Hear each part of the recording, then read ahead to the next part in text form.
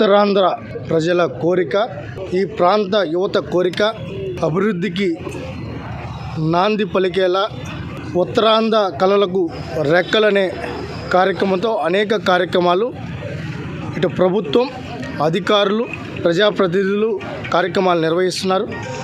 దానికి ముఖ్య కారణం రేపు ఇంటర్నేషనల్ భోగాపురంలో ఎయిర్పోర్టు గౌరవ ప్రధానమంత్రి నరేంద్ర మోడీ గారు, గౌరవ ముఖ్యమంత్రి నారా చంద్రబాబు నాయుడు గారు, పవన్ కళ్యాణ్ గారు, లోకేష్ గారు, ఇతర మంత్రులు, శాసనసభ్యులు, అధికారుల సమక్షంలో చంద్రబాబు నాయుడు గారి నేతృత్వంలో రేపు ప్రారంభించుకోవడం జరుగుతోంది. ఎయిర్పోర్ట్ అనేది చాలామంది భోగాపురం ఎయిర్పోర్టు కట్టడం సాధ్యమేనా, అసలు బస్సే రాని ప్రాంతంలో ఎయిర్పోర్ట్ ఎందుకు, చంద్రబాబు నాయుడు గారికి ఏం ఆలోచన ఉందని చెప్పి కొంతమంది మాట్లాడడం జరిగింది. వాళ్ళందరికీ రేపు సమాధానం, రేపు ప్రారంభోత్సవం ఒక పెద్ద సమాధానం. ఊహించని విధంగా ఈరోజు దక్షిణాది రాష్ట్రాలకే కాదు ఈ దేశానికే భోగాపురం ఎయిర్పోర్టు తలమానికం కాబోతుంది. మీరు గతాన్ని ఒక్కసారి చూస్తే శంషాబాద్ ఎయిర్పోర్టు భూమి ల్యాండ్ అక్విజిషన్ చేసినప్పుడు కూడా ఇదే మాటలు మాట్లాడారు అప్పటి నాయకులు. అయితే ఇప్పుడున్న నాయకులు కూడా వాళ్ళ వారసత్వంగానే అదే మాటలు మాట్లాడారు. కానీ చంద్రబాబు నాయుడు గారు ఒకటే ఆలోచనతో ఉన్నారు. ఉత్తరాంధ్ర ప్రజల కోరికను తీర్చాలి, ఒక ఇంటర్నేషనల్ ఎయిర్పోర్ట్ ఇక్కడ ఉండాలి, ఈ ప్రాంతం అభివృద్ధి చెందాలి, కార్గో కానీ అదేవిధంగా యువతకు ఉపాధి ఉద్యోగ అవకాశాలు కలగాలన్నా, పరిశ్రమలు రావాలన్నా, పెట్టుబడులు రావాలన్నా, ఈ ప్రాంతం మరొక గచ్చిబౌలిగా మారాలంటే ఇక్కడ ఇంటర్నేషనల్ ఎయిర్పోర్ట్ ఉండాలని ఆలోచన చేయడం, దానికి అనుగుణంగా కూడా శరవేగంగా ఈ ప్రభుత్వం వస్తానే ఈ 2 సంవత్సరాలు దానికి కావాల్సిన ఏర్పాట్లన్నీ చేయడం, నరేంద్ర మోడీ గారు ఇంకా 15 రోజుల ముందే ఈ ప్రారంభోత్సవానికి సిద్ధం చేయడం అనేది జరిగింది.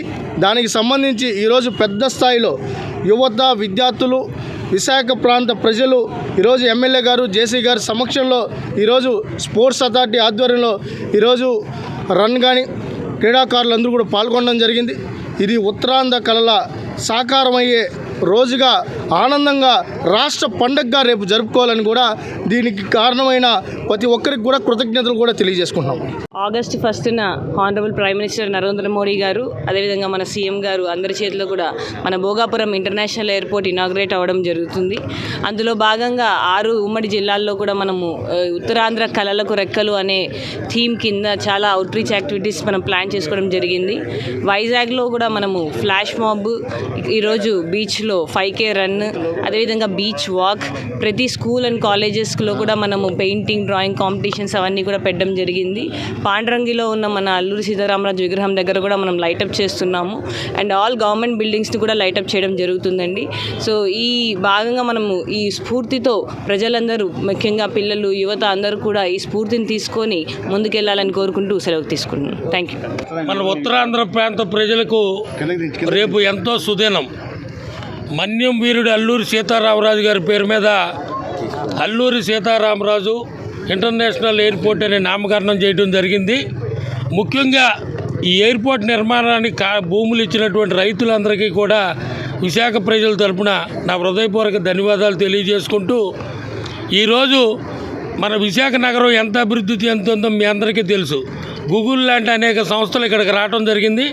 మరలా ఇప్పుడు ఎయిర్పోర్ట్ రేపు ప్రధాని నరేంద్ర మోడీ గారు, ముఖ్యమంత్రి చంద్రబాబు నాయుడు గారు, పవన్ కళ్యాణ్ గారు, నారా లోకేష్ గారు, అలాగే మన ఉత్తరాంధ్ర ప్రాంతవాసి విమానయాన మంత్రి రామ్మోహన్ నాయుడు గారి ఆధ్వర్యంలో రేపు భోగాపురం ఎయిర్పోర్టు స్టార్ట్ అవుతుంది.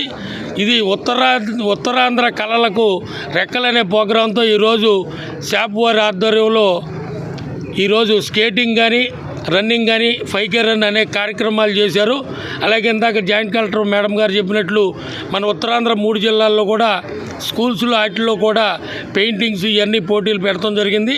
ఈరోజు రన్లో కానీ స్కేటింగ్లో పాల్గొన్న 8 మందికి విజేతలకు ముఖ్యమంత్రి చంద్రబాబు నాయుడు గారి చేతుల మీదుగా రేపు బహుమతి ప్రదానం చేయడం జరుగుతుంది. ఈ కార్యక్రమంలో పాల్గొన్న ప్రతి ఒక్కరికి నా హృదయపూర్వక ధన్యవాదాలు తెలియజేసుకుంటున్నాం.